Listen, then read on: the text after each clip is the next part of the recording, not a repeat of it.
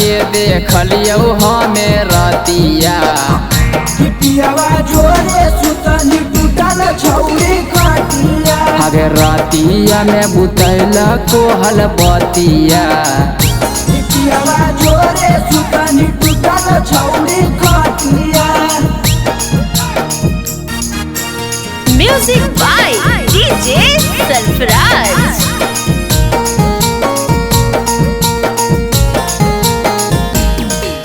यरवा के छोड़ी काहे गेनी ससुरावा के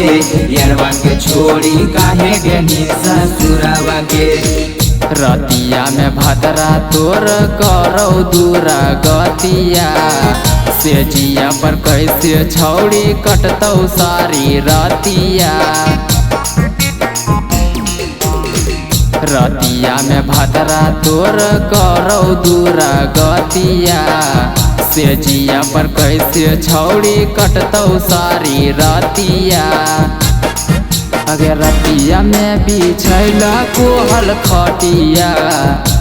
पियावा जोरे सुतनी टूटल छौरी काटिया कि हमें तोर जानलियो पूरा बतिया पियावा जोरे सुतनी टूटल छौरी काटिया।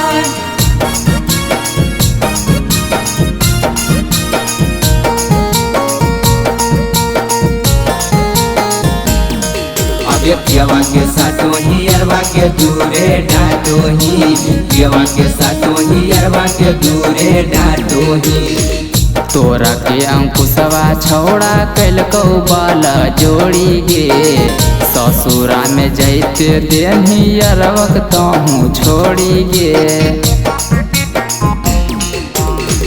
तोरा के अंकुशवा छौड़ा कैलकौ बाल जोड़ी गे ससुरा में जैते देही अरवक तहूँ छोड़ी गे आगे लागू हौ की कैलकौ सारी रतिया पियावा जोरे सुतनी टूटल छौरी काटिया तोरा के सुतै के कर बटिया पियावा जोरे सुतनी टूटल छौरी